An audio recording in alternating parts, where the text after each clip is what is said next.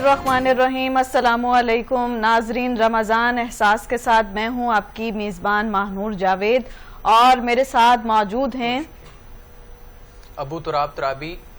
ये अपना तारुफ खुद ही हैं। तुराब साहब हमारी न्यूज़ रूम की शान हैं। नाजरीन, आज 24वां रोज़ा हो चुका है और आपको मालूम है कि ईद बिल्कुल करीब है। ईद में चंद ही रोज़ बाकी हैं और ईद की तैयारियां भी ज़ोरों शोर से जारी हैं। अगर हम बाज़ारों का रुख करते हैं तो हमें नज़र आता है कि एक तरफ ऐसे ही है, पहले तो लोगों को ये था कि ईद की जो शॉपिंग है वो कर लें, लेकिन अब शॉपिंग और ऑलरेडी तकरीबन जो है ना वो कंप्लीट हो चुकी है। कपड़ों की खरीदारी, जूतों की खरीदारी, अब तो जो है ना वो बनाओ सिंगार और आखिरी चीज़ें जो है ना वो रह गई हैं। लेकिन अभी भी कई लोग ऐसे हैं जो खरीदारी में मसरूफ़ हैं और ये खरीदारी ऐसी रहती है जी ईद उल फितर की कि चांद रात तक हम देखते हैं कि 2-2, 3-3 बजे तक दुकानें खुली रहती हैं। और बल्कि ईद पढ़ने से पहले भी लोगों को जो है ना वो दर्जी की दुकानों में कोई पहुंचा हुआ होता है, कोई कहीं पे पहुंचा हुआ होता है। और लेकिन इसमें एक चीज़ का हमें ख्याल रखना चाहिए कि कोशिश यही की जानी चाहिए कि हम अपनी जो ईद की तैयारी है उसको जल्द अज जल्द मुकम्मल करें। और चूंकि लैलतुल कद्र की रातें भी हैं और हमें शब कद्र की तलाश में रहना चाहिए, तो कोशिश है कि हम अल्लाह ताला की याद में अपनी इन रातों को बसर करें। बिल्कुल, ना सिर्फ बसर करें बल्कि ईद की जो तैयारियां हैं वो अपनी तो तैयारियां चल रही हैं। कोशिश करें कि जब अपने अजीज़ व अकारीब हैं, अपने हमसाए और वो लोग जिनको आप ज़ाती तौर पे जानते हैं उनको भी इन खुशियों में शामिल करना जी बिल्कुल। और जैसा कि अपनी खुशियों में शामिल करना खुशी है जी बिल्कुल। और हमारा आज का मौजू भी इसी हवाले से है, रमज़ान और सिला रहमी। और दूसरा हमारा मौजू जो है वो बैनुल मज़ाहिब हम आहंगी पर है। नाजरीन, हम अपनी रमज़ान ट्रांसमिशन का आगाज़ करेंगे तिलावत कलाम पाक से और तिलावत कलाम पाक के लिए हमारे साथ मौजूद हैं कारी फजलुल्लाह चिश्ती साहब। बहुत शुक्रिया कारी साहब, आप हमारे दिलों को मुनव्वर करिएगा कलाम पाक से।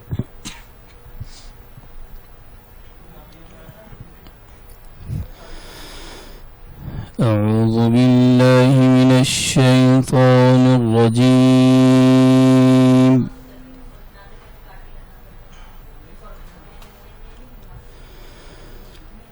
بسم الله الرحمن الرحيم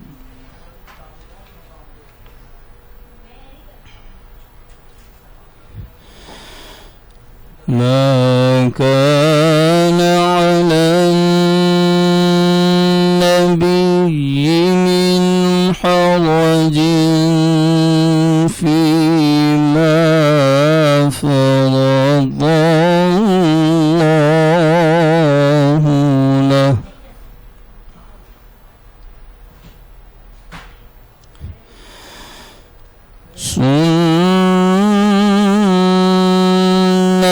الله في الذين خلوا من قبل وكان أمر الله قدرا مقدورا सुभान अल्लाह।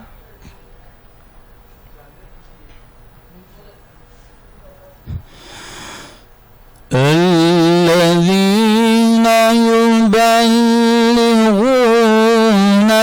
رسالات الله ويخشونه ولا يخشون أحدا إلا الله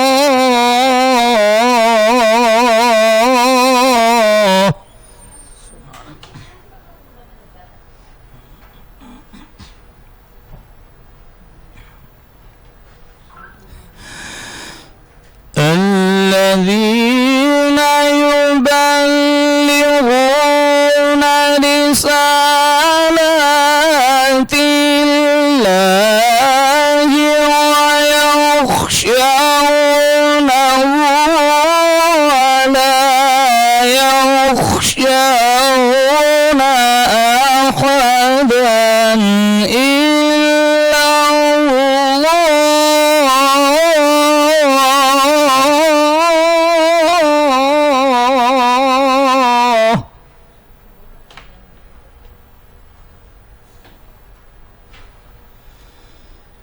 وكفى بالله حسيبا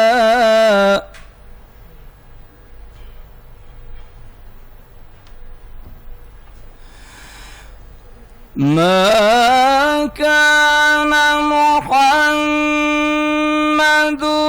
أبا أحد من رجالكم ولكن رسول الله وخاتم النبيين وكان الله بكل شيء عليما. سبحان اللہ. ولكن رسول الله وخاتم النبيين وكان الله بكل شيء عليما. صدق الله العظيم. جزاک اللہ. سبحان اللہ. ناظرین، قاری فضل اللہ چشتی صاحب تلاوت کلام پاک سورہ احزاب کی تلاوت کر رہے تھے، اور اس میں ایک آیت آئی کہ ما کانا محمد آبا احد من رجالکم ولکن رسول اللہ وخاتم النبیین وکان اللہ بکل شیء علیما، کہ محمد صلی اللہ علیہ وآلہ وسلم تمہارے مردوں میں کسی کے باپ نہیں ہیں، لیکن اللہ کے رسول ہیں اور سب نبیوں کے آخر میں تشریف لانے والے ہیں، اور اللہ سب کچھ جاننے والا ہے. اور اس آیت کے پیچھے ایک پورا واقعہ ہے، اس میں اس سے چند میں باتیں آپ کو بتا دیتی ہوں کہ حضرت زینب رضی اللہ تعالی عنہ سے جب نبی پاک صلی اللہ علیہ وآلہ وسلم کا نکاح ہوا تو منافقین اور مشرکین نے معاذ اللہ یہ کہنا شروع کر دیا کہ آپ صلی اللہ علیہ وآلہ وسلم نے اپنے بیٹے کی بیوی سے، کیونکہ لے پالک بیٹے تھے حضرت زید رضی اللہ تعالی عنہ، تو ان کی بیوی سے معاذ اللہ آپ صلی اللہ علیہ وآلہ وسلم نے نکاح کیا ہے. تو اس کے جواب میں اللہ تعالیٰ نے یہ آیت مبارکہ نازل کی کہ محمد صلی اللہ علیہ وآلہ وسلم تمہارے مردوں میں سے کسی کے باپ نہیں ہیں. تو رسول اللہ صلی اللہ علیہ وآلہ وسلم کی شان پاک ہم جتنی بھی ان کا ذکر کریں ہم ادا نہیں کر سکتے. ذکر مصطفیٰ کے لیے صلی اللہ علیہ وآلہ وسلم محمد سالار امجد ہمارے ساتھ موجود ہیں. بہت شکریہ سالار، آپ تشریف لے کر آئے. ہمیں ایک نعت سنا دیجیے. بسم اللہ الرحمن الرحیم. بہارے جاں فضا تم ہو، نسیم گل ستا تم ہو، بہارے باغ رضوان تم سے ہے، زیب جنا تم ہو،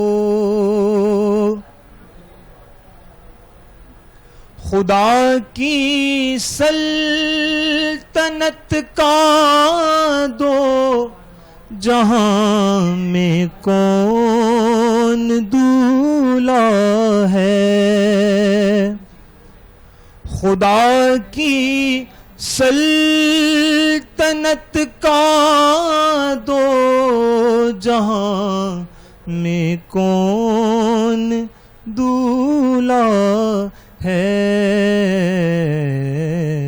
تم ہی تم ہو،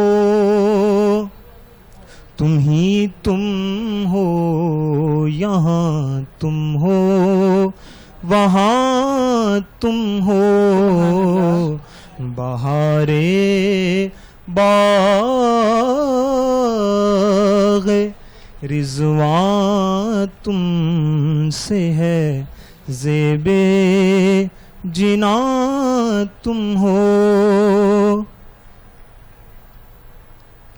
کجا ہم خاک افتادہ کجا تم میں شہ بالا کجا ہم خاک افتادہ کجا تم میں شہ بالا اگر مثل زمیں ہم ہیں تو مثل آسمان تم ہو بہارے باغ رضوان تم سے ہے زیب جنا تم ہو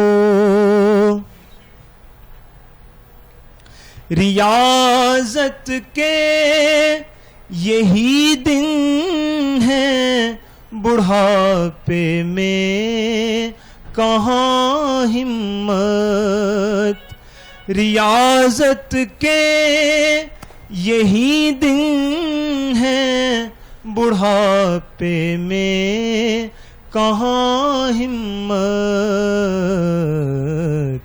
جو کچھ کرنا ہے اب کر لو ابھی نوری جوان تم ہو بہارے باغ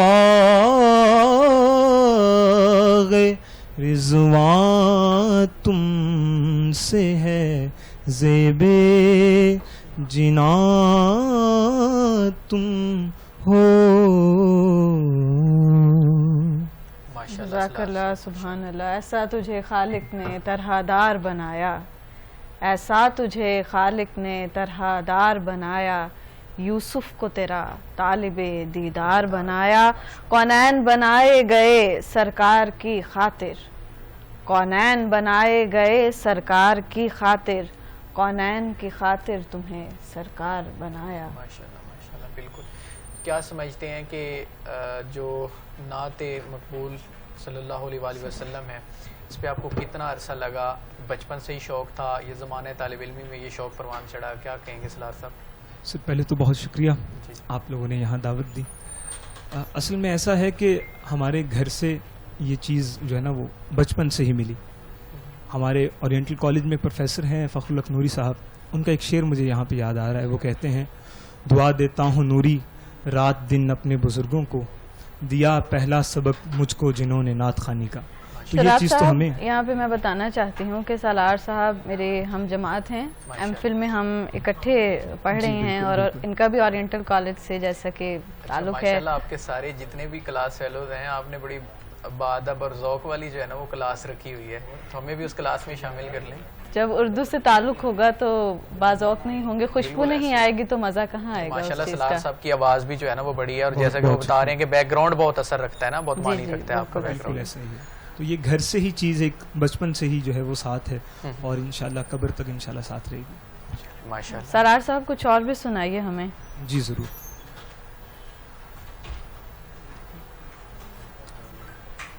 وہ سوئے لالازار پھرتے ہیں وہ سوئے لالازار پھرتے ہیں وہ سوئے لالازار پھرتے ہیں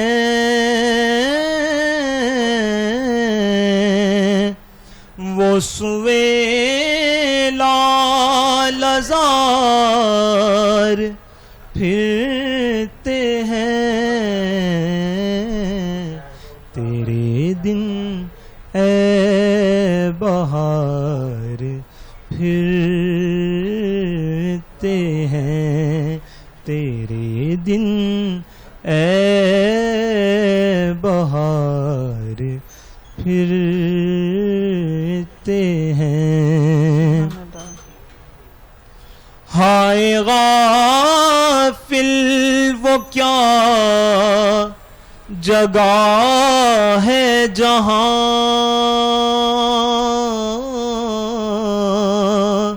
ہائے غافل وہ کیا جگہ ہے جہاں، پانچ جاتے ہیں چار پھرتے ہیں تیرے دن، اے بہار پھرتے ہیں. اس گلی کا گدا ہوں میں جس میں، اس گلی کا گدا ہوں میں جس میں، مانگتے تاجدار پھرتے ہیں تیرے دن، اے بہار پھرتے ہیں. وہ سوئے لالازار پھرتے ہیں. جزاک اللہ. قاری صاحب میں آپ کی طرف آؤں گا، کیا میسیج دینا چاہیں گے؟ آخری جو ہے وہ عشرہ چل رہا ہے اور آخری جو ہے وہ مطلب ایام چل رہے ہیں رمضان المبارک کے، اور اللہ پاک نے ہمیں سعادت بخشی رمضان المبارک میں عبادت کی، تو کیا میسیج دینا چاہیں گے کہ ہمیں کیا کرنا چاہیے مزید اخلاقی؟ مائک اٹھا دیں پلیز. ویسے بھی یہ عشرہ نجات کا ہی ہے. جی بالکل ایسا. تو بس استغفار وغیرہ ہمیں اس کے اندر جو ہے وہ کرنی چاہیے آخری عشرے کے اندر، جتنا یعنی ہو سکے اللہ رب العزت کی بارگاہ جو ہے وہ ہم توبہ استغفار ہی کریں. یہی میرا جو ہے وہ ایک میسیج ہے، پیغام ہے. جزاک اللہ. قاری صاحب ہمیں کوئی ایک تھوڑی سی اگر آپ سنا دیں، اگر قرأت سنا دیں، تھوڑی سی کوئی سورت سنا دیں، کلام. اعوذ باللہ من الشیطان الرجیم. بسم اللہ الرحمن الرحیم. انا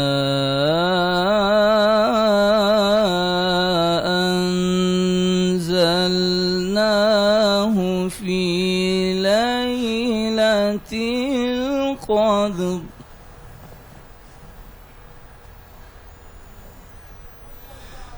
وما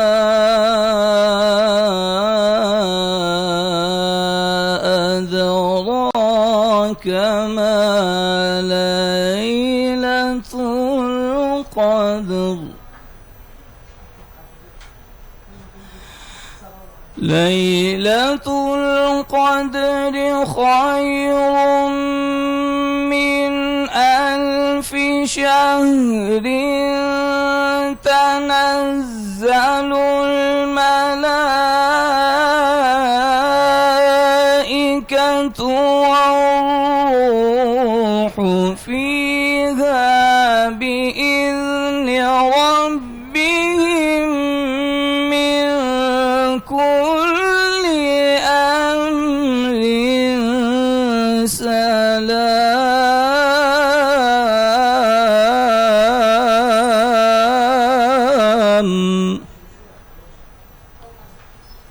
سلام هي حتى مطلع الفجر. صدق الله العظيم. جزاک اللہ. سبحان اللہ. چونکہ لیلۃ القدر کی راتیں بے شک. ہیں تو قاری صاحب نے سورہ قدر کی تلاوت کی اور ہمیں یہی کہ اس میں جتنی ہم استغفار کر سکیں بے شک، بے اتنی وہ بھی کم ہے.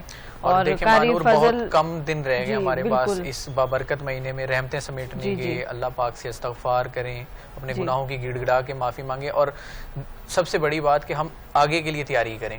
بالکل ایسا ہی ہے. مطلب یہ بالکل مہینہ ایسا جو ہے ہی وہ بڑی قسمت والوں کو جی. نصیب ہوتا ہے. ناظرین، قاری فضل چشتی صاحب ہمارے ساتھ تھے اور محمد سالار صاحب ہمارے ساتھ تھے. ہم دونوں صاحبان کا بہت شکریہ ادا کرتے ہیں. ہمیں جوائن کیا ہے علامہ حافظ تصور عباس سیالوی صاحب نے.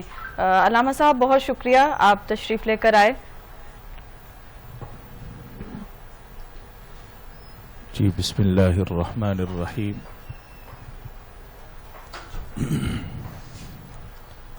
ماشاءاللہ بڑا اچھا پروگرام، اور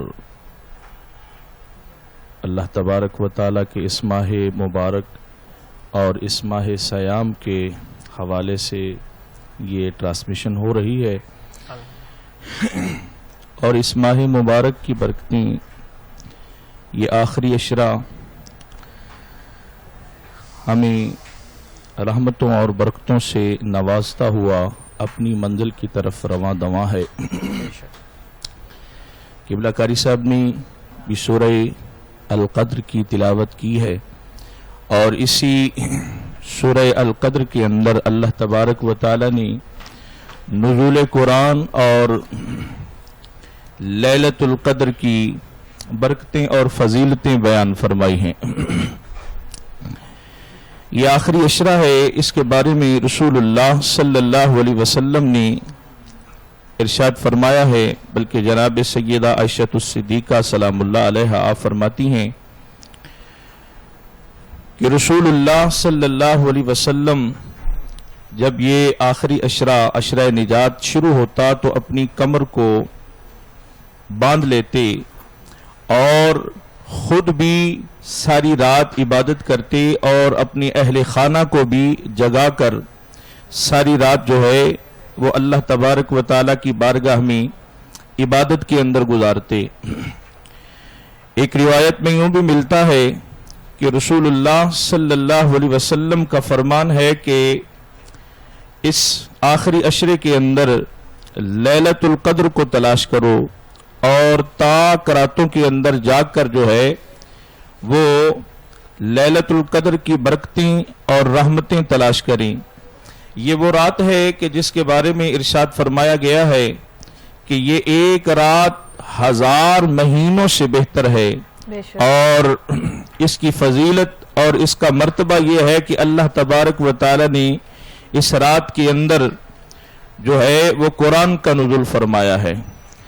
اور اس ماہ رمضان کے اندر اللہ تبارک و تعالی نے ہمیں سب سے بڑا جو انعام عطا فرمایا ہے وہ رمضان کے ساتھ ساتھ قرآن بھی عطا فرمایا ہے.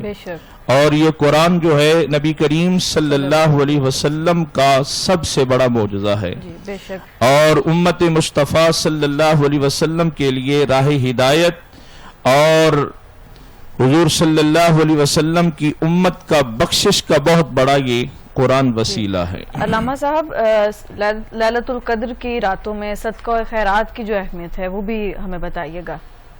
جی، لیلۃ القدر کی راتوں کے اندر صدقہ و خیرات جو ہے وہ کرنا اور صلہ رحمی کرنا، بلکہ رسول اللہ صلی اللہ علیہ وسلم کا فرمان ہے کہ صلہ رحمی کے بارے میں کہ اللہ تبارک و تعالی جل شانہ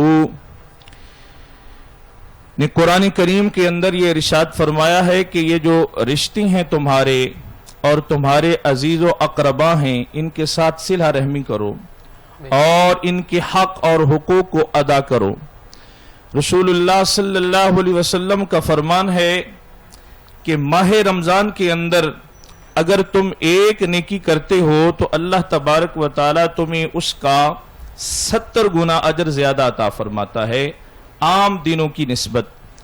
اور ایک روایت میں یوں بھی ملتا ہے کہ آپ اگر قرآن کریم کا ایک لفظ پڑھتے ہیں ماہ سیام کی ان بابرکت راتوں کے اندر تو عام دنوں کے اندر تمہیں ایک نیکی کے بدلے 10 نیکیاں ملتی ہیں، لیکن اس ماہ مبارک کے اندر اگر آپ قرآن کی تلاوت کریں گے تو ایک حرف کے بدلے اللہ آپ کو 25 نیکیاں عطا فرماتا ہے۔ سبحان اللہ۔ تو اسی طرح ہر عمل کا جو نعم البدل ہے وہ اللہ رب العزت بڑھا دیتا ہے۔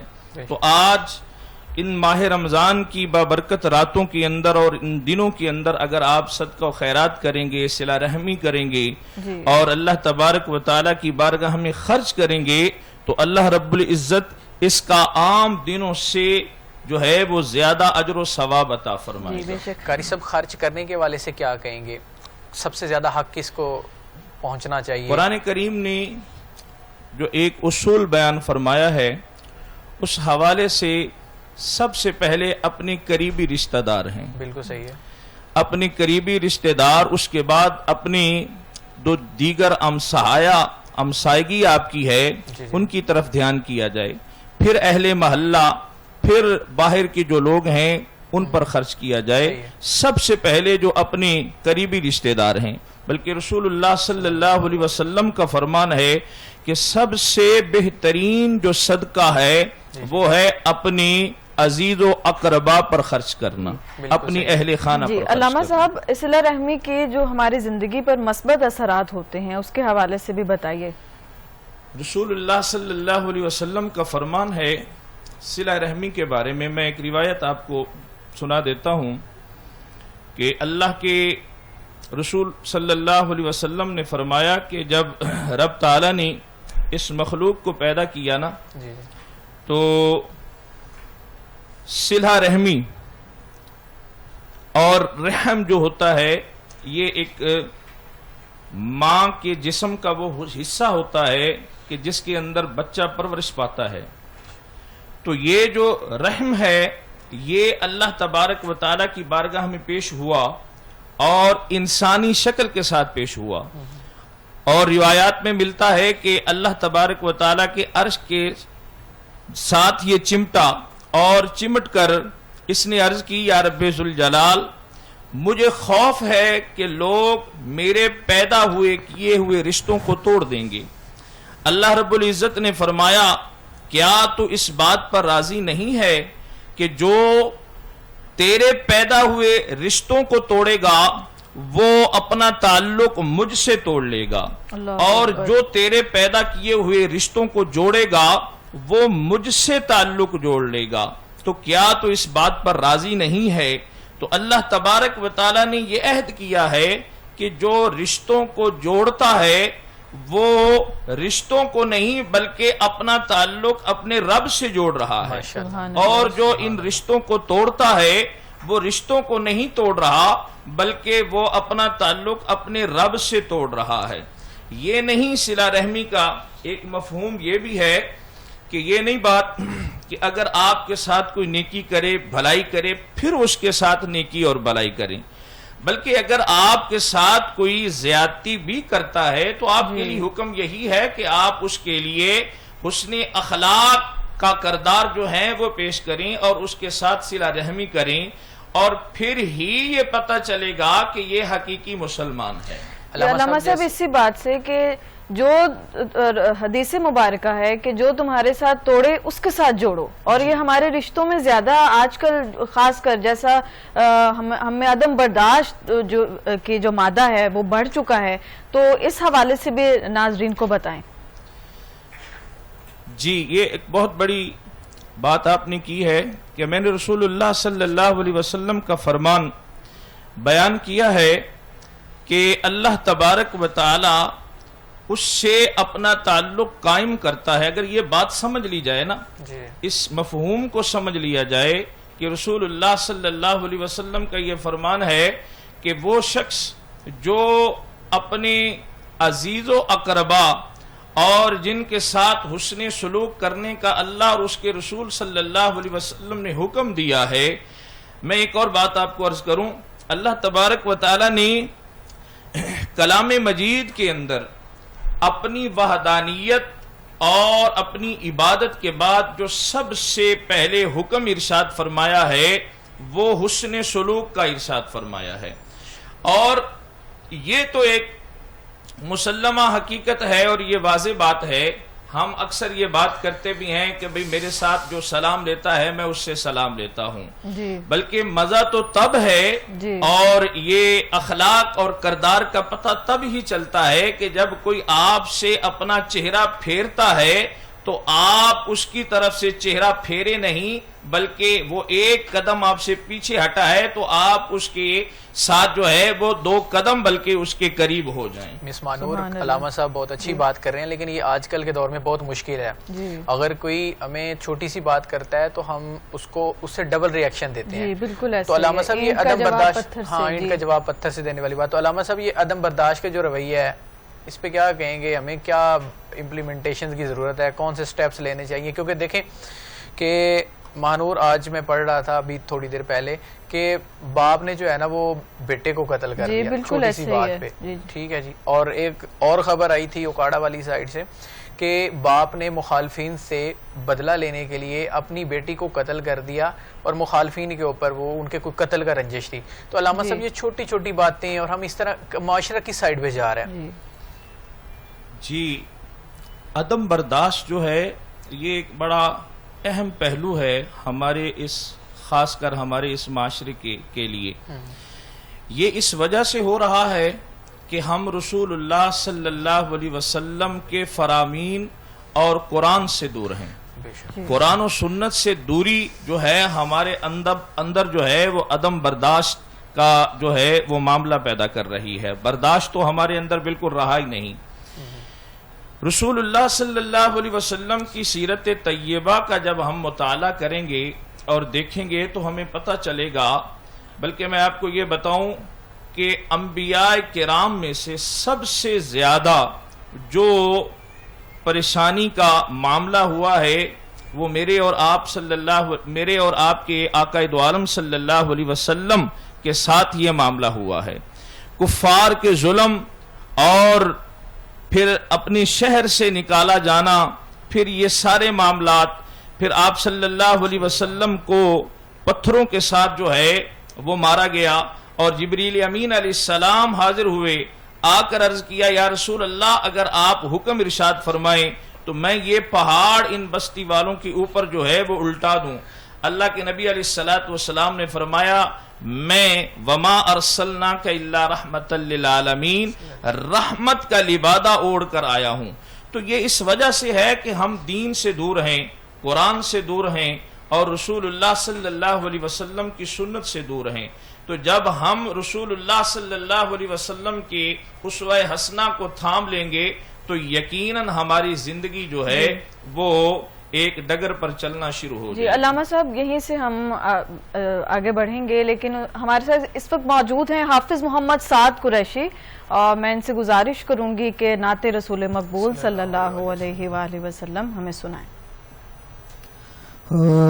یہ دل تیری یادوں سے مہکتا ہی رہے گا، یہ دل تیری یادوں سے مہکتا ہی رہے گا، یہ دل تیری یادوں سے مہکتا ہی رہے گا، یہ دل تیری یادوں سے مہکتا ہی رہے گا، تیرا ہے یہ تیرا ہے یہ تیرا ہی رہے گا، تیرا ہے یہ تیرا ہے یہ تیرا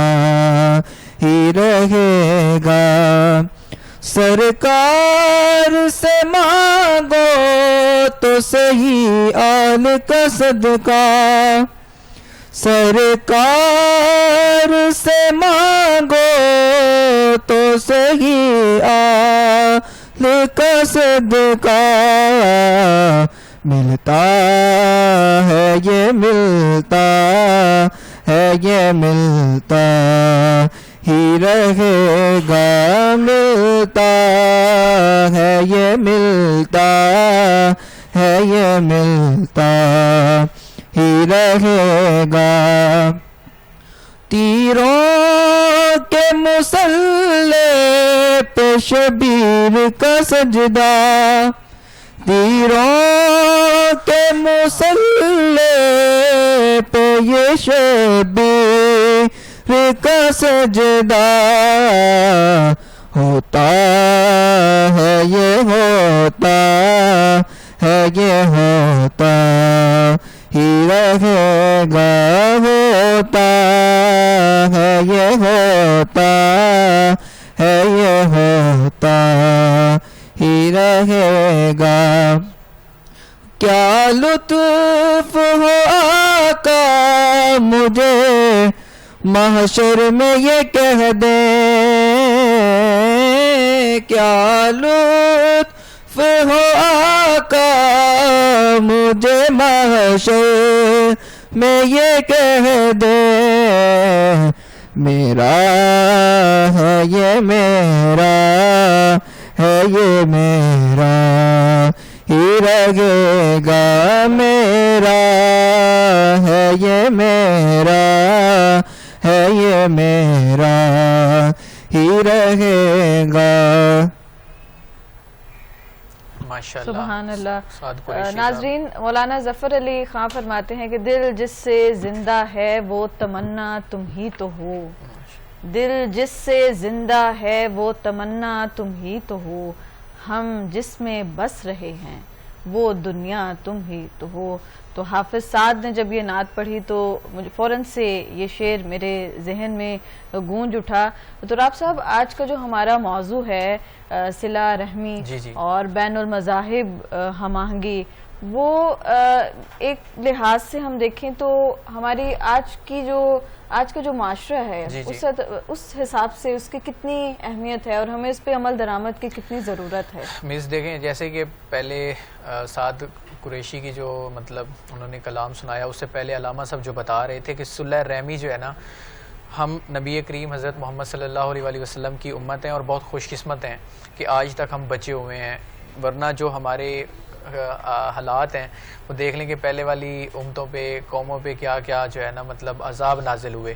تو صلہ رحمی جو ہے وہ نبی کریم حضرت محمد مصطفیٰ صلی اللہ علیہ وسلم نے ہمیں ہمیشہ درس دیا ہے۔ دیکھ لیں ان کے اوپر پتھر برسائے گئے، ان کے اوپر کوڑا کرکٹ پھینکا گیا، ان کے ساتھ پتہ نہیں کتنے مظالم ڈھائے گئے ان کے اوپر، لیکن انہوں نے ہمیشہ جو ہے نا صلہ رحمی، اچھے سلوک، خوش اخلاقی پر زور دیا ہے۔ اور آپ دیکھیں کہ جو ہمارا دوسرا موضوع ہے بین المذاہب ہم آہنگی، آج ہم جب عالمی منظر نامے پر نظر ڈالتے ہیں تو کس قدر ضرورت ہے ہمیں امن کی، یکجہتی کی، اور کتنی عدم برداشت اگر ایک معاشرے میں اگر ایک چھوٹی سے بڑی جگہ پہ اگر ہم جاتے ہیں تو ہر طرح سے ایک ہی طرح کا ماحول ہمیں نظر آ رہا ہے۔ دیکھیں دین اسلام میں اقلیتوں کو، دوسرے مذاہب کو بہت آزادی دی گئی ہے، ٹھیک ہے نا، اور الحمدللہ پاکستان میں اس وقت دیکھ لیں کہ تمام جتنے بھی مذاہب ہیں، جس بھی مسلک کے لوگ ہیں، ان سب کو اپنی اپنی جو ہے نا وہ آزادی ہے، وہ عبادات کر رہے ہیں، سارا کچھ کر رہے ہیں، لیکن اسی طرح جو ہے نا دوسرے کنٹریز جہاں پہ ابھی فلسطین کو دیکھ لیں آپ،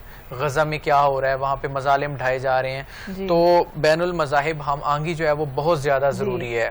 تو راب صاحب ہم بڑھیں گے آگے۔ علامہ عبداللہ رضا مدنی صاحب ہمارے ساتھ موجود ہیں، بہت شکریہ علامہ صاحب، آپ تشریف لے کر آئے۔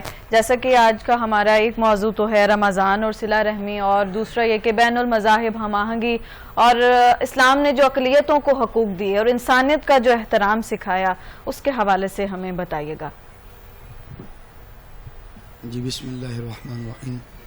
ماشاءاللہ بڑا اچھا پروگرام چل رہا ہے اور دوسری مرتبہ آپ کے پروگرام میں آنے کی سعادت مل رہی ہے۔ آپ کا جو سوال ہے اور آج کا جو موضوع ہے صلہ رحمی، پہلے میں اس پر بات کروں گا۔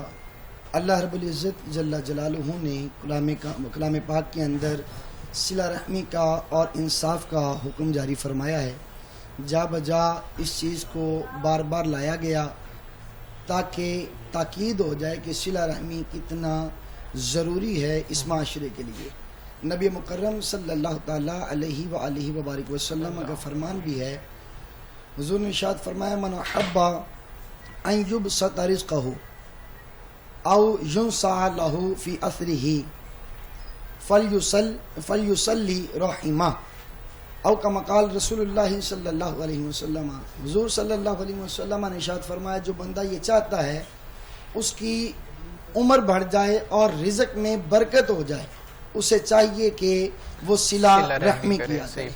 नबी मुकर्रम सल्लल्लाहु अलैहि वसल्लम की बारगाह में हज़रत अबू तलहा आए और अर्ज़ किया, या रसूलल्लाह सल्लल्लाहु अलैहि वसल्लम, मेरे पास एक बाग है, उसको सदका करना चाहता हूँ। हुज़ूर सल्लल्लाहु अलैहि वसल्लम ने हुक्म इरशाद फरमाया कि इसको अपने गरीब रिश्तेदारों में सदका करो। तो आपने हुज़ूर का हुक्म मानते हुए उस बाग को अपने चचा के बेटों में तकसीम कर दिया। तो यहाँ पर सिला रहमी से जो एक मेन चीज़ है रमज़ान शरीफ के अंदर, सिला रहमी तो हम करते हैं।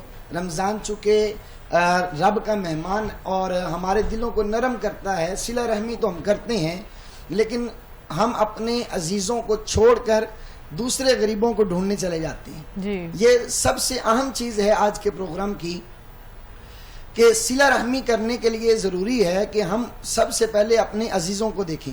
जैसे ही मुझसे कबल मेरे बरादर अकबर भी यही बात अर्ज़ कर रहे थे कि नबी मुकर्रम सल्लल्लाहु अलैहि वसल्लम का हुक्म है कि कुरान के अंदर भी जो तरतीब दी गई है वो तरतीब यही है, पहले अपनों को देखिए। हमारे अपने अजीज़ो अकारीब, हमारी बहनें, हमारे भाई वो गुर्बत की चक्की में पिस रहे हैं। हम ज़माने में जवाद मशहूर हैं, हम ज़माने में सखी मशहूर हैं, तो इसलिए अगर सिला रहमी करनी है तो सबसे पहले अपने अजीज़ो अकारीब से। अल्लामा साहब इधर ये भी बताएं कि ज़कात और फितराने के हवाले से ये भी हदीस मुबारका में है कि पहले हम अपने रिश्तेदारों से आगाज़ करें फिर आगे की तरफ जाएं। जी माशाल्लाह, बिस्मिल्लाहिर्रहमानिर्रहीम। ज़कात और सदका फ़ितर, सदका फ़ितर चूँकि वाजिब है और ईद की नमाज से पहले पहले इसको अदा करना ज़रूरी है। वो इसलिए ताकि जो गरीब लोग हैं वो अपनी ईद की खुशियाँ अच्छे तरीके से मना सकें। इसलिए नबी मुकर्रम सल्लल्लाहु अलैहि वसल्लम का हुक्म है कि इसको अपने अजीज़ो अकारिब में जो है वो देखें। सबसे पहले जो गरीब लोग हैं उनको ये सदका फ़ितर अदा किया जाए, बजाय बानिस्बत इसके कि हम बाहर जाके दूसरे इलाकों में, दूसरे महलों में जाकर तलाश करें। सबसे अव्वलीन हक जो है वो हमारे अजीज़ो अकारिब का है, हमारे रिश्तेदारों का है। अगर उनमें कोई अजीज़ मिलता है, मुस्तहिक़ ज़कात अगर कोई मिलता है, मुस्तहिक़ सदका फ़ितर अगर कोई मिलता है, तो उसको पहले ढूंढें और उसको अदा करें। अच्छा अल्लामा साहब, मैं एक छोटा सा सवाल करना चाहूँगा। जैसा कि आपने बताया कि कहाँ कहाँ पे हमें जो है ना वो मतलब खर्च करना चाहिए। अल्लामा साहब, हम खर्च तो कर रहे होते हैं लेकिन फ़ोटो सेशन को बड़ी तरजीह दे रहे होते हैं।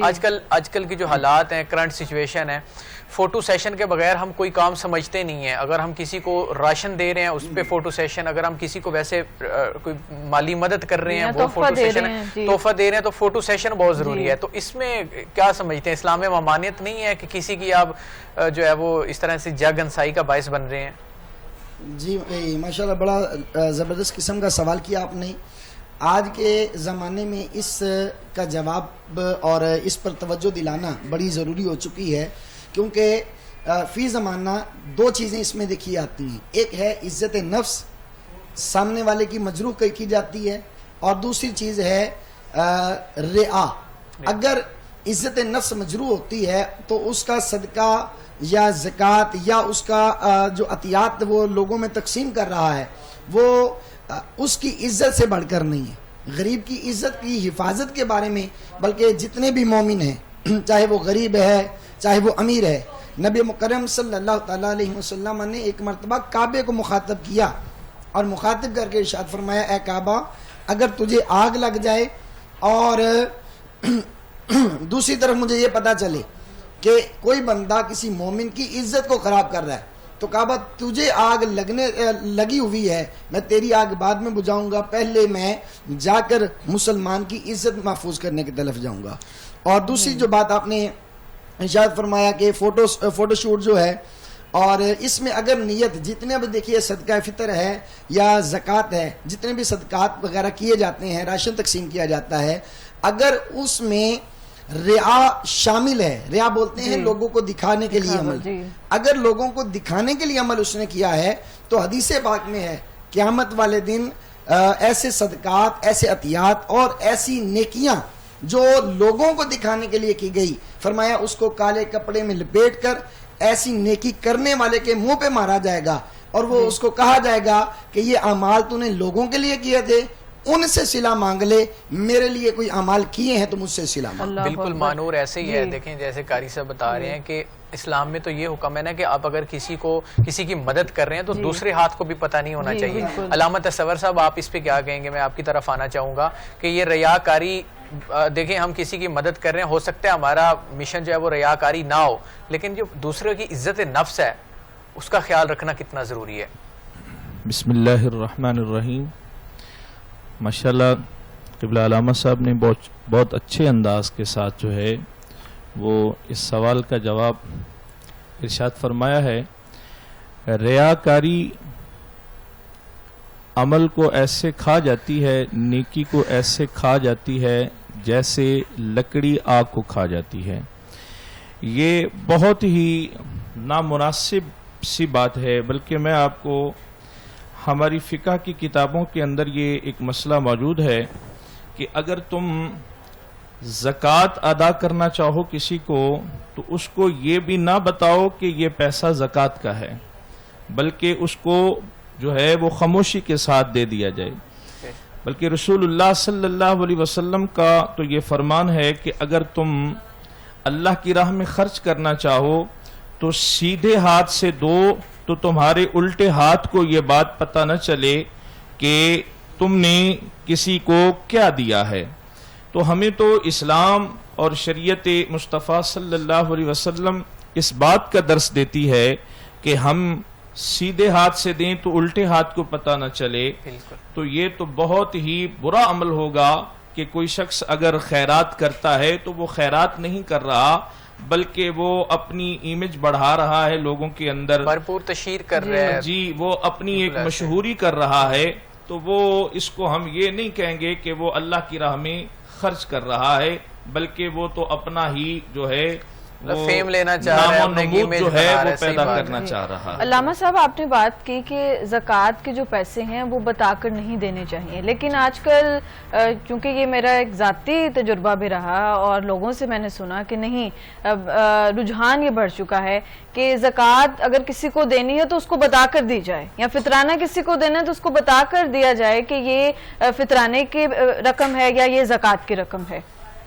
جی یہ ہم کسی کی سوچ یا کسی کی سمجھ پر یہ معاملہ منحصر نہیں ہے، بلکہ ہم تو رسول اللہ صلی اللہ علیہ وسلم کی شریعت اور قانون شریعت جو ہے ہم اس کو دیکھیں گے.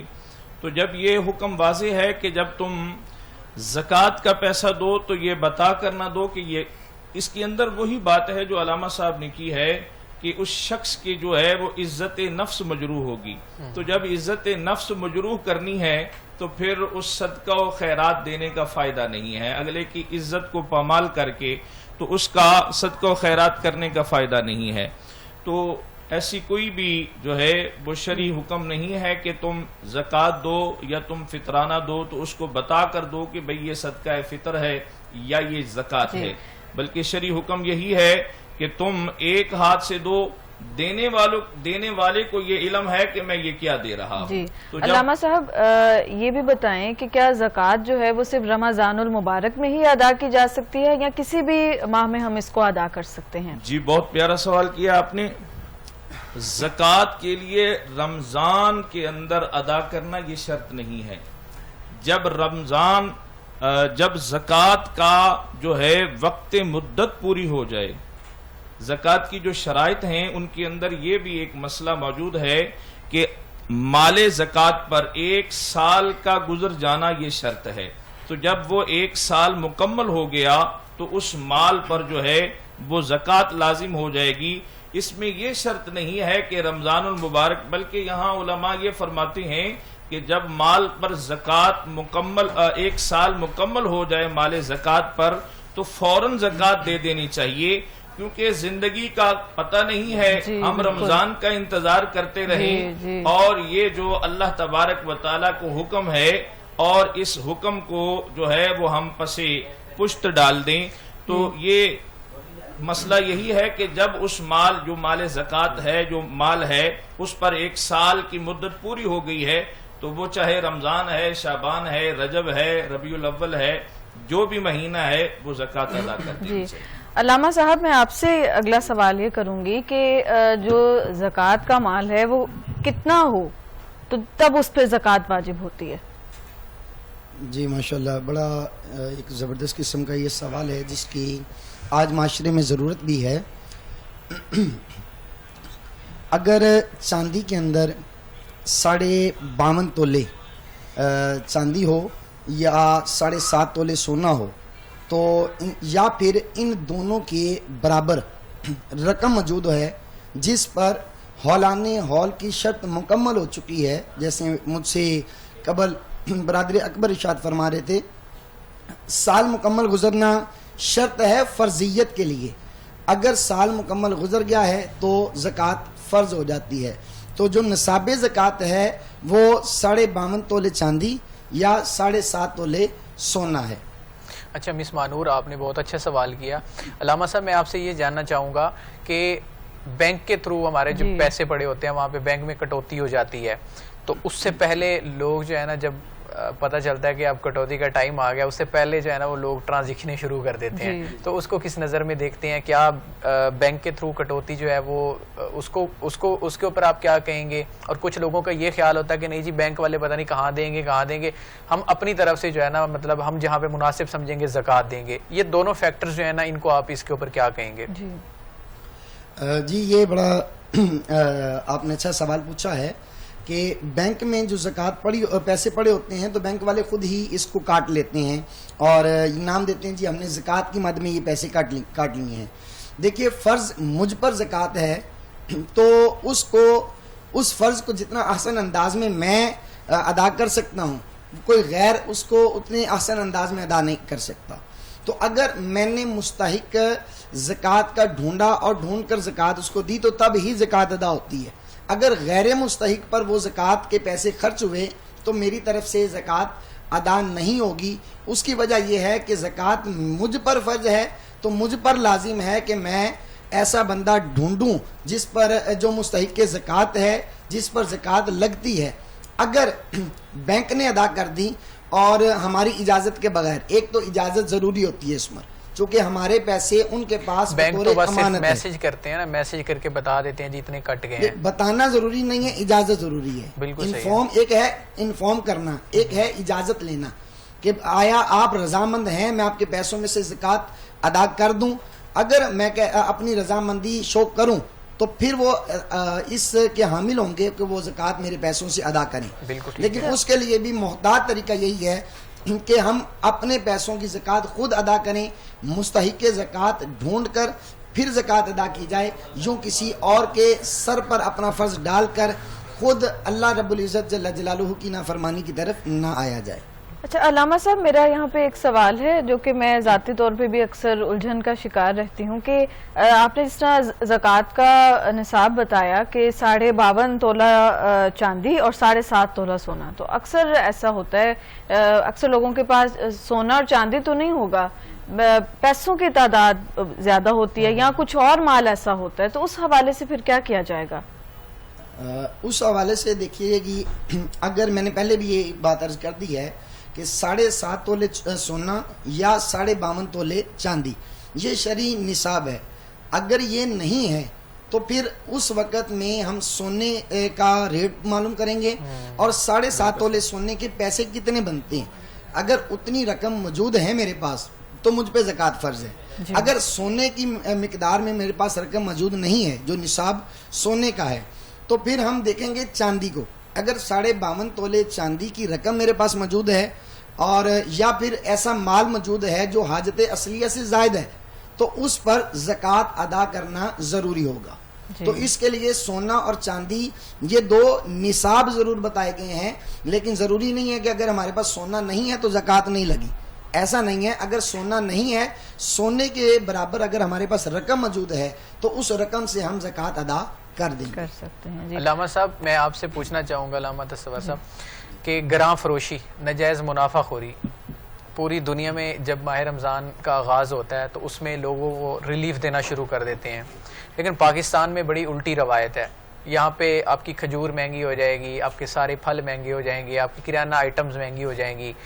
مطلب ہم مسلمان ہونے کا دعویٰ کرتے ہیں لیکن ہم عملی طور پہ جو ہے نا کتنا پیچھے ہیں. جی کہ آپ دیکھ لیں کہ غیر مسلم ریلیف دے دیتے ہیں, وہ مسلمانوں کو روزہ افطاری کے لیے, سحری کے لیے چیزیں قیمتیں کم کر دیتے ہیں, لیکن ہم اتنی چیزیں جو ہے نا وہ ڈبل کر دیتے ہیں وہی قیمتیں. تو اس پہ کیا کہیں گے کہ اسلام میں ناجائز منافع خوری اس سے کتنا منع کیا گیا ہے, اور اس کی کوئی لمٹ بھی ہے منافع خوری کی؟ جی بسم اللہ الرحمن الرحیم. وہ معزز تھے زمانے میں مسلمان ہو کر, ہم خوار ہوئے ہیں تاریک قرآن ہو کر. میں آپ کو اس پر ایک واقعہ سناتا ہوں. جناب سیدنا صدیق اکبر رضی اللہ تعالی عنہ آپ کا دور خلافت ہے اور مدینہ کے اندر قحط آ گیا. تو جناب سیدنا حضرت عثمان غنی رضی اللہ تعالی عنہ کے غلے کے ساتھ بھرے ہوئے اونٹ ملک شام سے تجارت کر کے مدینہ آ رہے تھے. تو مدینہ کے جتنے تاجر تھے بڑے بڑے, وہ رستے میں پہنچ گئے کہ ہم جا کر جو ہے وہ رستے میں ڈیل کر لیتے ہیں, زیادہ منافع دے دیتے ہیں. تو جناب سیدنا عثمان غنی رضی اللہ تعالی عنہ کے پاس جب وہ پہنچے تو آپ نے فرمایا بھئی میرا جو معاملہ ہے وہ طے ہو گیا, میری ڈیل طے ہو گئی ہے. بالکل صحیح. تو انہوں نے کہا کہ مدینہ کے تاجر تو ہم ہیں, تو آپ نے کس کے ساتھ ڈیل طے کر لی ہے؟ تو کہا کتنے % دیں گے؟ انہوں نے کہا کہ ہم آپ کو جو آپ کی رقم ہے اس کے اوپر 2%, 3%. آپ نے فرمایا میرا 10% پر جو ہے وہ معاہدہ ہو گیا ہے. تو کہا کہ یہ کون اتنا بڑا تاجر ہے کہ جو آپ کو 10% دے رہا ہے؟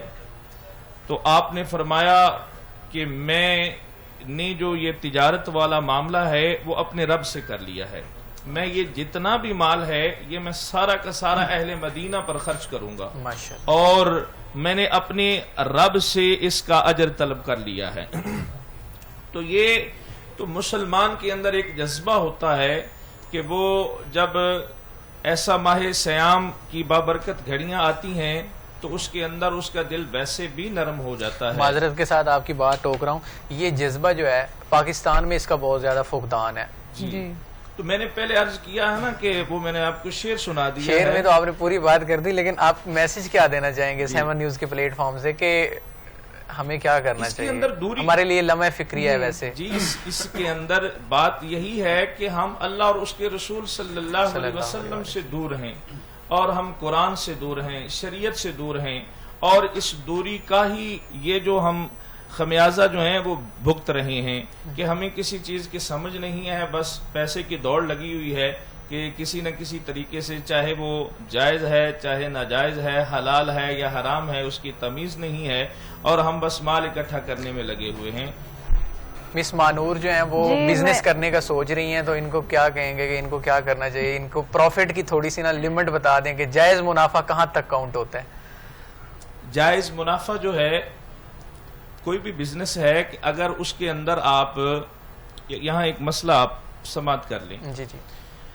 کوئی بھی چیز خریدنے جا رہے ہیں نا آپ, اس خریدتے ہوئے چیز کے اندر جب آپ خرید رہے ہیں اس کے اندر وہ جو آپ کا معاملہ طے ہو گیا ہے جی جی, تو وہ جائز ہے. وہ طے ہونے کے بعد اگر کوئی آپ معاملہ کریں گے تو وہ ناجائز ہوگا, حرام ہوگا. یہاں میں آپ کو ایک اور مزے کی بات بتاتا ہوں. رسول اللہ صلی اللہ علیہ وسلم کا فرمان ہے کہ اللہ کے نبی صلی اللہ علیہ وسلم نے فرمایا کہ کسی بدو کو شہری جو ہے وہ شاپنگ کر کے نہ دے.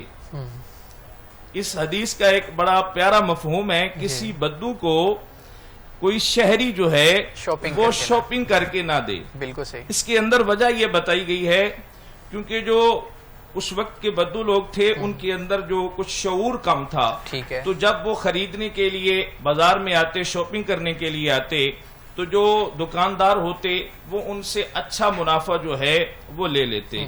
آج کا بھی یہی ہے، کوئی سمجھدار جاتا ہے تو وہ ایک بحث و مباحثہ کرتا ہے. اسی مانور اسی کو دیکھ لیں کہ جو کار والا جائے گا تو اس کے لیے ریٹ علیحدہ ہے، ایسے ہی جی جو بیچارہ پیدل جائے گا اس کے لیے ریٹ علیحدہ ہے. اور ہم جس مطلب جاتے ہیں کہ لگا لیں کہ کوئی چیز اسٹیٹس کو والا سسٹم ہے. مین چیز ایک اور بھی ہے، اسٹیٹس تو ہے ہی، ایک اور چیز ہے سمجھ.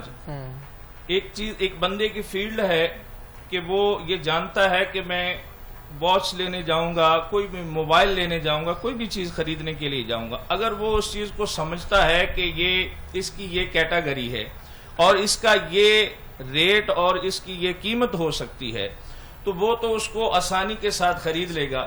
اور جس کو اس چیز کا علم ہی نہیں تو اس کو چاہے جتنے پیسے مرضی بتا دیں تو پھر وہ دکاندار کی مرضی ہے. لیکن جائز منافع لینا جو ہے وہ ضروری ہے، ناجائز منافع جو ہے وہ لینا. دکاندار تو ایسے گاہکوں کو دیکھ رہے ہوتے ہیں. مانور آپ کیا کہیں؟ علامہ صاحب میں آپ کی جانب اب آؤں گی، اور ہمارا جیسے کہ دوسرا موضوع ہے بین المذاہب، ہم آہنگی اور انسانیت کا احترام. آپ دیکھیں کہ ہم معاشرے میں اگر ہم یہاں پہ ہیں یا ہم عالمی سطح پہ دیکھتے ہیں تو امن اور یکجہتی کی کس حد تک ضرورت ہے، اور اقلیتوں کے حقوق کے حوالے سے اسلام ہمیں کیا درس دیتا ہے؟ جی بسم اللہ الرحمن الرحیم. آج کا یہ جو موضوع ہے یہ بڑا خاص ہے، اس پر میں 2 سے 3 منٹ آپ لوگوں کے لازمی لینا چاہوں گا اور تاخیر کے لیے معذرت چاہوں گا. اسلام کا جو سورج ہے جب طلوع نہیں ہوا تھا اس سے قبل یہ رواج تھا کہ جو مذہبی منافرت ہے یہ عروج پر تھی، اور مذہب کی آڑ میں شدت پسندی، ظلم، زیادتی اس حد تک تھی کہ اگر کوئی بندہ کوئی مذہب قبول کر لیتا تو اسے کبھی کیلوں پر لٹایا جاتا، کبھی کوئلوں پر لٹایا جاتا، اور کبھی پتھر سینوں پر رکھ دیے جاتے تھے. تو یہ حال تھا جب، اور اسی حال کے اندر حضرت عمار بن یاسر رضی اللہ تعالی عنہ اور ان کی والدہ حضرت سمیہ رضی اللہ تعالی عنہا اور آپ کے والد حضرت یاسر رضی اللہ تعالی عنہ نے نبی مکرم صلی اللہ تعالی علیہ وسلم کی بارگاہ میں جب حاضر ہو کر کلمہ طیبہ قبول کیا، اسلام لے کر آئے، تو آپ پر اتنے ظلم ستم کے پہاڑ ڈھائے گئے کہ آپ اس دنیا سے پردہ کر گئی انسی ظلم کی آڑ میں آ کر. تو جب نبی مکرم صلی اللہ تعالی علیہ وآلہ وبارک وسلم نے آپ نے دین کی شمع کو جب پھیلایا، پھر لوگوں کو اپنی طرف بلایا اور پھر یہ بتایا کہ اسلام یہ منافرت کو ختم کرنے کے لیے آیا ہے، یہ شدت اور انتہا پسندی کو ختم کرنے کا نام اسلام ہے. اسلام آپس میں محبت پھیلانے کا حکم لے کر آیا ہے، اور اسلام نے آ کر آپس میں بھائی چارے کی جو ہوا ہے، جو فضا ہے، اس کو قائم فرمایا ہے. اور جہاں تک یہ بات ہے اقلیت اور ذمیوں کی، تو اس بارے میں تو اسلام کی بڑی خوبصورتی ہے کہ اسلام نے ایسا درس دیا ہے جو آج تک کسی مذہب کے اندر ایسا درس نہیں ہے. نبی مکرم صلی اللہ تعالیٰ علیہ وسلم نے یہاں تک غیر مسلموں کے حقوق بیان کیے ہیں. فرمایا کہ اگر کوئی بندہ ایسا بھی ہے جو جنگ کے دوران اپنی عبادت گاہ میں چلا جاتا ہے، عبادت میں مصروف ہے، نہ وہ کسی کو کچھ کہتا ہے نہ کسی کو تکلیف پہنچاتا ہے، اپنے مذہب کی عبادت کر رہا ہے، تو فرمایا کہ اس کو نہ مارا جائے، کھجور کے جو درخت ہیں ان کو نہ کاٹا جائے، بچوں کو، بوڑھوں کو اور عورتوں کو معافی دی جائے، ان کو کچھ نہ کہا جائے. غیر مسلموں کے اور ذمیوں کے حقوق کے بارے میں تو نبی مکرم صلی اللہ تعالیٰ علیہ وآلہ وبارک وسلم سے لے کر حضرت جناب ابو بکر صدیق رضی اللہ تعالیٰ عنہ، جناب عمر پاک رضی اللہ تعالیٰ عنہ، عثمان پاک رضی اللہ تعالیٰ عنہ اور جناب علی پاک رضی اللہ تعالیٰ عنہ، آپ کے تمام کے اقوال ملتے ہیں کہ آپ نے ان کے لیے بڑے اچھے اقدامات کیے جب تک وہ اپنے دین پر قائم ہیں. اور اس لیے فرمایا گیا لا اکراہ فی الدین، دین میں زبردستی نہیں ہے، یعنی کہ ہم زبردستی کسی کو مسلمان نہیں بنا سکتے. زبردستی کوئی کسی کو کافر نہیں بنا سکتا. تو اس لیے یہ جو فرمایا کہ لا اکراہ فی الدین، اسلام میں زبردستی نہیں ہے. اور اسلام کے اندر اس لیے تو نبی مکرم صلی اللہ تعالیٰ علیہ وسلم نے مسلم اور غیر مسلم میں ایز اے انسانیت، انسان ہونے کے اعتبار سے فرمایا سارے برابر ہیں، ان کو زندہ رہنے کا بھی حق دیا، ان کو اپنی عبادت کرنے کا بھی حق دیا ہے. اور ان کے لیے غیر مسلموں کے لیے فرمایا گیا کہ وہ اپنی عبادت گاہ کے اندر جا کر اپنا جو لیڈر ہے نان مسلم وہ منتخب کرنے کا بھی حق انہی کو دیا گیا ہے. اس لیے اسلام کے اندر اکراہ نہیں ہے، اسلام کے اندر زبردستی نہیں ہے. لیکن جہاں تک یہ تعلق ہے وہاں تک یہ بھی ہے کہ اگر کوئی بندہ اسلام جب تک، اس لیے تو قرآن پاک فرقان حمید کے اندر بھی یہ بات کو واضح کیا گیا کہ تم کسی کے جھوٹے خداؤں کو جن کو وہ مانتے ہیں ان کو برا نہیں کہو، کیونکہ وہ لاشعوری میں آ کر پھر تمہارے سچے خداؤں کو برا کہیں گے. تو اس لیے منع کیا گیا کہ ان کے خداؤں کو برا نہیں کہو جب تک وہ اپنے دین پر ہیں، کام کر رہے ہیں، اپنا دین بیان کر رہے ہیں. تو فرمایا ان کو اجازت ہے اسلام کے اندر اس چیز کا، بالکل ان کو اجازت دی گئی ہے. جی تو آپ سب دیکھیں کہ ہیومن رائٹس کی جب بات ہوتی ہے، ہم عالمی سطح پہ دیکھتے ہیں وہاں پہ آواز بلند کی جاتی ہے، لیکن ہمارے ہاں بھی کچھ اس طرح سے ہونا چاہیے کہ ہم آج کل جو جیسے ہم نے ابھی عدم برداشت کے حوالے سے بات کی، اور چھوٹے سے لے کے بڑے تک ایک دم ہی لوگ تشدد کرنا شروع کر دیتے ہیں، پھر خواتین پر، بچیوں پر اور بوڑھوں پر، غیرت کے نام پہ غیرت کے نام پہ قتل ہوتے ہیں. تو اس حوالے سے یقیناً ہمارے معاشرے میں کچھ ایسا سینیریو ہونا چاہیے کہ آگے سے اس طرح کے واقعات جو ہمیں روزمرہ میں سننے کو ملتے ہیں وہ نہ سننے کو ملیں. دیکھیں قانون تو موجود ہیں، قانون بنے ہوئے ہیں، لیکن ان کے اوپر امپلیمنٹیشن نہیں ہے. جب تک عمل درآمد نہیں ہوگا، سزائیں نہیں دی جائیں گی. جیسے علامہ صاحب بتا رہے تھے کہ نظام انصاف یہ بہت معنی رکھتا ہے کسی بھی معاشرے میں ترقی کے لیے، یا اس کے جو مطلب رولز ہوتے ہیں اس کے اوپر امپلیمنٹیشن کے لیے. تو جب تک سزاؤں کو ہم جو ہے نا وہ یقینی نہیں بنائیں گے نا، تو تب تک ہم ان چیزوں کو روک نہیں سکتے. عدم برداشت معاشرتی طور پہ ہم سب کو اپنا اپنا کردار ادا کرنا ہوگا نا. اگر دیکھیں کہ کوئی بندہ غصے میں ہے تو آپ لوگوں کے اندر بھی اتنی برداشت ہونی چاہیے کہ آپ اس کے غصے کو سمجھیں، اس وقت آپ ٹھنڈے ہو کے رہیں تاکہ وہ غصے والا جو ہے خود ہی غصہ کرتے ہوئے نکل جائے. لیکن کیا ہوتا ہے کہ اگر آپ میرے سے غصے میں بات کر رہی ہیں، میں آپ کو اینٹ کا جواب پتھر سے دینا شروع کر دوں گا، پھر وہاں سے جو ہے نا اس کے نتائج بہت زیادہ جو ہے نا سنگین ہو جاتے ہیں، اور وہ ہم آج بھی بھگت رہے ہیں. دوسری ایک جو بات ہے ہمارے ہاں کے فرقہ واریت ہے، کہیں اور کہیں ذاتیں ہیں، کیا زمانے میں پنپنے کی یہی باتیں ہیں. میں علامہ تصور عباس صاحب کی جانب جاؤں گی اس حوالے سے کہ قرآن ہمیں درس دیتا ہے کہ مسلمان آپس میں بھائی بھائی ہیں، لیکن فرقہ واریت کی ہوا ایسی لگی ہے کہ ہم بکھر کر رہ گئے ہیں. جی بسم اللہ الرحمن الرحیم. قبلہ علامہ صاحب بہت اچھے انداز میں بین المذاہب ہم آہنگی پر گفتگو اور کلام فرما رہے تھے. میں آپ کے سوال کا بھی جواب دیتا ہوں، اور اسی موضوع کو آگے بڑھاتے ہوئے ہم اگر اس بات کو دیکھیں کہ رسول اللہ صلی اللہ علیہ وسلم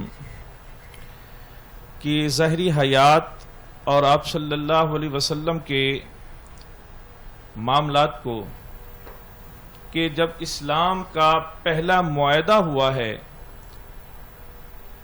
اہل مدینہ کے یہود کے ساتھ، تو اس کے اندر جو شرائط طے کی گئی ہیں، اس کے اندر جو معاملات طے کیے گئے ہیں، اگر ان پر نظر ڈالی جائے تو رسول اللہ صلی اللہ علیہ وسلم کی سیرت طیبہ اور ہمیں یہ ہر ایک مسئلے کا حل مل جائے گا. اسی طرح صلح حدیبیہ کے واقعات پر اگر ہم یہ نظر ڈالیں، دیکھیں کہ صلح حدیبیہ کے موقع پر رسول اللہ صلی اللہ علیہ وسلم نے اہل مکہ کے ساتھ جو ہے وہ جو معاہدہ کیا، اور اس کے اندر حضور صلی اللہ علیہ وسلم نے جو ان کے ساتھ معاملات طے کیے ہیں، ان کی نظر ڈالی، ان کے اندر ایک نظر دیکھا جائے تو ہمیں پتہ چلتا ہے کہ رسول اللہ صلی اللہ علیہ وسلم نے ہمیں ان فرقہ پرستیوں اور ان جو ہے وہ لڑائی جھگڑوں سے کس طرح محفوظ فرمایا ہے. تو یہ تو آقا دو عالم صلی اللہ علیہ وسلم کی سیرت طیبہ کے پہلو ہمارے سامنے موجود ہیں. تو آج کل اگر شدت پسندی یا فرقہ پسندی کے اندر ہم پڑھیں گے تو وہ مذہب کا قصور نہیں ہے، بلکہ وہ ہماری انتہا پسندی ہے، ہماری شدت پسندی ہے، اور ہمارا ہی اس کے اندر جو ہے وہ ایک فعل اور عمل ہے. اس کے اندر ہمیں نہ تو دین اسلام اس چیز کا درس دیتا ہے اور نہ ہی رسول اللہ صلی اللہ علیہ وسلم کی سیرت طیبہ ہمیں اس چیز کی طرف جو ہے وہ مائل کرتی ہے. جی بڑی بات کی ہے. جی علامہ صاحب، پھر طبقاتی تقسیم بھی ہے ہمارے ہاں، پھر عدم مساوات بھی ہے کہ جب ایک نچلا طبقہ ہے اور پھر ایک ہم اونچا طبقہ دیکھتے ہیں. جب اس طرح کی طبقاتی تقسیم ہوگی تو جو ہمارے معاشرے میں، کیونکہ عدم برداشت کے رویوں کے حوالے سے ہم بات کر رہے ہیں، تو اس حوالے سے کیا ہمارے حکمرانوں کو کیا درس آپ دیں گے، کیا پیغام دیں گے؟ ایک چھوٹا سا اور بھی سوال علامہ صاحب کہ جیسے انہوں نے طبقاتی مس مانور نے بات کی ہے، طبقاتی تفریق کی، اگر کہیں پہ کوئی چھوٹا بندہ، مطلب جس میں ماڑا بندہ کوئی مذہبی جو ہے نا وہ کوئی ایونٹ رکھ لیتا ہے، تو جو اس علاقے کے جو بڑے ہیں وہ اس چیز کو برداشت نہیں کر پاتے کہ ہاں جی یہ کیا ہوا ہے، تو وہاں پہ کمپٹیشن اور ایک مقابلہ بازی، ٹسر بازی کی ایک فضا قائم ہوتی ہے. اس کو کس نظر سے دیکھیں گے آپ؟ میں بہت اچھا سوال ہے، اس کا ایک حوالہ دے دیتا ہوں آپ کو. یہ آج کی بات نہیں ہے. اسلام تو ہمیں یکساں ہونے کا درس دیتا ہے. اسلام میں تو کوئی غریب ہے، کوئی امیر ہے، ایک ہی صف میں کھڑے ہو گئے محمود و ایاز، نہ کوئی بندہ رہا نہ بندہ نواز. اسلام تو ہمیں اس بات کا درس دیتا ہے. آپ ذرا تاریخ کا تھوڑا سا پس منظر دیکھیں تو یہی معاملہ اہل مکہ کے جو کفار تھے ان کے اندر موجود تھا. تو جب رسول اللہ صلی اللہ علیہ وسلم نے اعلان نبوت فرمایا اور اعلان نبوت کے بعد جناب سیدنا، جیسے علامہ صاحب گفتگو کر رہے تھے، حضرت سیدنا بلال رضی اللہ تعالی عنہ آپ جب ایمان لے کر آئے اور رسول اللہ صلی اللہ علیہ وسلم کے غلاموں میں شامل ہوئے، اور پھر وہ وقت آیا کہ جب مکہ فتح ہوا اور جناب سیدنا بلال رضی اللہ تعالی عنہ خانہ کعبہ کی چھت پر کھڑے ہوئے اور اذان دی، تو لوگ دیکھ رہے تھے کہ یہ وہی بلال ہے کہ جس نے جو غلام تھا اور جو دن رات جو ہے وہ بکریاں چراتا اور جو ہے وہ غلامی کی زندگی گزار رہا تھا. تو رسول اللہ صلی اللہ علیہ وسلم نے حضرت بلال کو خانہ کعبہ کی بلندی پر کھڑا کر کے یہ ثابت فرما دیا کہ جو دائرہ اسلام کے اندر داخل ہو جاتا ہے پھر اس کے اندر کسی قسم کی تفریق نہیں کی جاتی کہ یہ غلام ہے، یہ آقا ہے، یہ امیر ہے، یہ غریب ہے. اسلام ہمیں جو ہے وہ سب یکساں ہونے کا جو ہے وہ درس دیتا ہے. یکسانیت کے اوپر بہت اچھی بات کر رہے ہیں، برابری کا درس ہے. جو آج کل ہم نے اسٹیٹس بنائے ہوئے ہیں کہ ایک جو نچلا طبقہ ہے وہ ایک جگہ پہ رہے گا، جبکہ جو اونچا طبقہ ہے وہ ان کے لیے مخصوص سوسائٹیز ہیں. تو یہ ہمارے ہاں یہی وجہ ہے کہ ہم ایک ڈپریشن کا شکار ہیں لوگ اور ایک دوسرے سے لڑنے کو بھاگتے ہیں. مانور ہمیں اس کیٹیگری والے سسٹم سے نکلنا پڑے گا نا، جو ہم نے کیٹیگریز A + B + C، ٹھیک ہے نا، اس کیٹیگری کی تفریق سے نکلنا ہوگا. اسلام کے جو تعلیمات ہیں اس کے اوپر جب تک ہم عملی طور پر عمل پیرا نہیں ہوں گے تو میرے خیال سے ہم جو بھی کرتے رہیں پھر انہی الجھنوں میں ہم الجھتے رہیں گے. جی علامہ صاحب بہت شکریہ آپ کی تشریف آوری کا. آپ نے اتنا کچھ ہمیں اتنا اچھے طریقے سے بیان کیا اور بہت کچھ سیکھنے کو ہمیں یقیناً آپ سے ملا. ناظرین، ہمارے ساتھ اس وقت نعت رسول مقبول صلی اللہ علیہ وآلہ وسلم کے لیے موجود ہیں حافظ حسیب قادری. حافظ صاحب.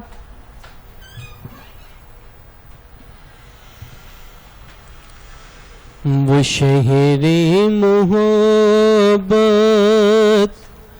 جہاں مصطفیٰ ہے وہیں گھر بسانے کو جی چاہتا ہے.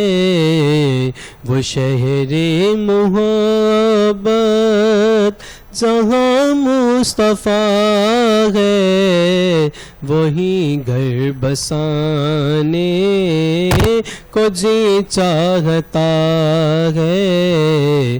وہ سونے سے کنکر وہ چاندی سی مٹی نظر میں بسانے کو جی چاہتا ہے. جو پوچھا نبی نے کہ کچھ گر بچھوڑا تو صدیق اکبر کے ہونٹوں پہ آیا. جو پوچھا نبی نے کہ کچھ گر بچھوڑا تو صدیق اکبر کے ہونٹوں پہ آیا. وہاں مال و دولت کی کیا ہے حقیقت جہاں جان لٹانے کو جی چاہتا ہے. وہ شہر محبت جہاں مصطفیٰ ہے وہیں گھر بسانے کو جی چاہتا ہے. ستاروں سے یہ چاند کہتا ہے ہر دم تمہیں کیا بتائیں دو ٹکڑوں کا عالم. ستاروں سے یہ چاند کہتا ہے ہر دم تمہیں کیا بتائیں وہ ٹکڑوں کا عالم.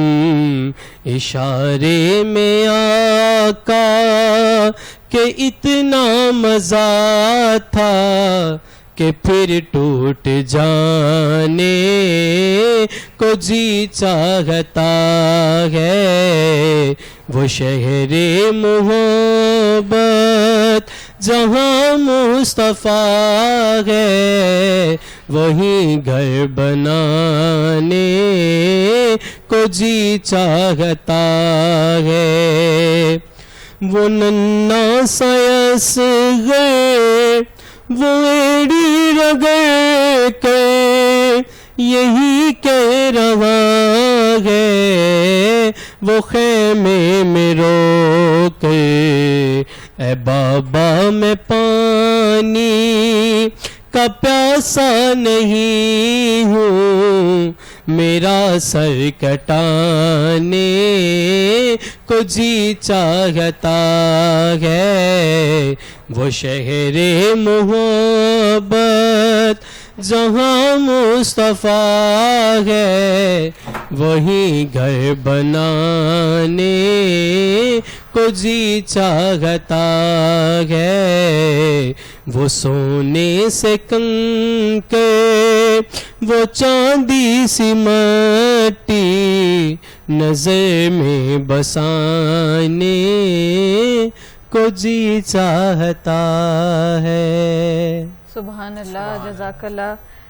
تراب صاحب، مجھے ایک کبھی حدیث یاد آ رہی تھی کہ مسلمان وہ ہے جس کے ہاتھ اور زبان سے دوسرے مسلمان محفوظ رہیں. تو جیسے کہ ہم نے پیچھے اتنی اس پہ تفصیلاً گفتگو سنی، تو ایک مسلمان ہونے کا، ناظرین، ایک مسلمان وہ ہے، آپ حدیث مبارکہ کو اگر ہم غور سے دیکھیں، جس کے ہاتھ اور زبان سے دوسرے مسلمان محفوظ رہیں. تو اگر ہم اس پہ پورا نہیں اترتے تو معاذ اللہ شاید ہم اس صف سے ہٹ جاتے ہیں. پھر مسلمان قول اور فعل بہت معنی رکھتا ہے نا. جی جی، آپ کا جو مطلب آپ کسی کو ایک لفظ بول رہے ہیں، جی لفظ کی ادائیگی سے پہلے یہ سوچ لیں کہ اگلے بندے کے اوپر وہ کتنا اثر انداز ہوگا. جی جی. تو اسلام میں ان چیزوں میں بالکل بڑی ممانعت بھی ہے، بہت سختی بھی ہے.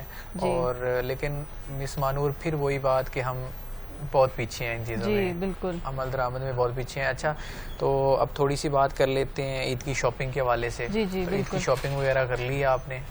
جی، ابھی آپ پہلے پوچھ رہی تھی نا کہ شاپنگ اور کچھ رہتی بھی ہے. تو وہ جی. کب کرنی ہے؟ وہ بھی انشاءاللہ مکمل ہو جائے گی جلد. چلیں اس آپ پھر بھی بتائیے, آپ تو ہیں بھی, آپ سے بعد میں پوچھیں گے اور تفصیلاً پوچھیں قادری گے. صاحب کی طرف چلتے ہیں. حافظ محمد علی حیدر ہمارے ساتھ اس وقت موجود ہیں. حیدر, آپ نعت سنا دیجئے ہمیں.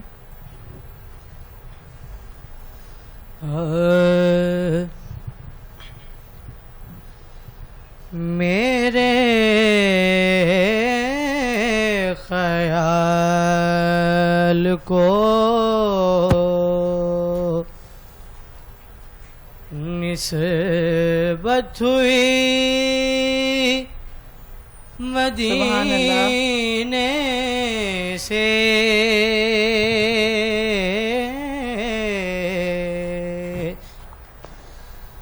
میرے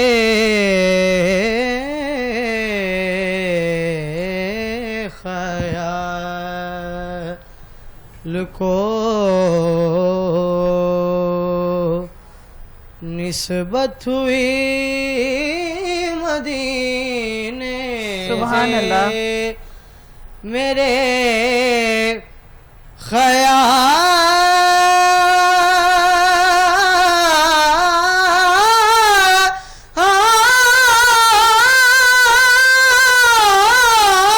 کو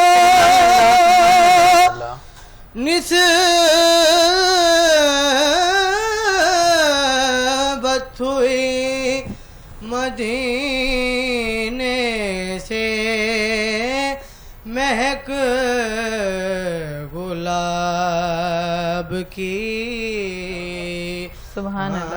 آنے لگی پسینے سے, مہک گلاب نبی کی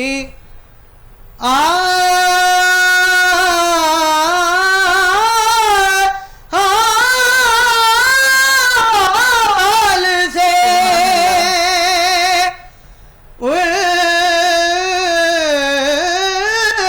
الفت نہیں تو مر جاؤ, نبی کی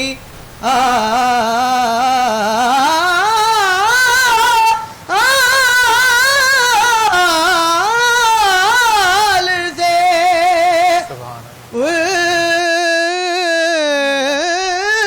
الفت نہیں تو مر جاؤ,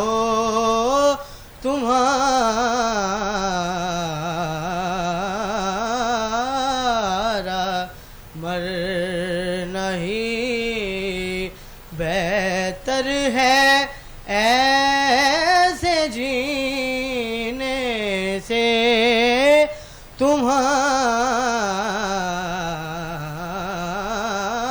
تمہارا مرنا ہی بہتر ہے ایسے جینے سے. سنو وہ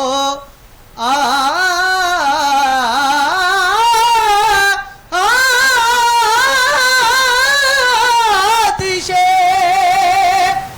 سنو وہ آتشے دوزخ میں ڈوب جاتا ہے,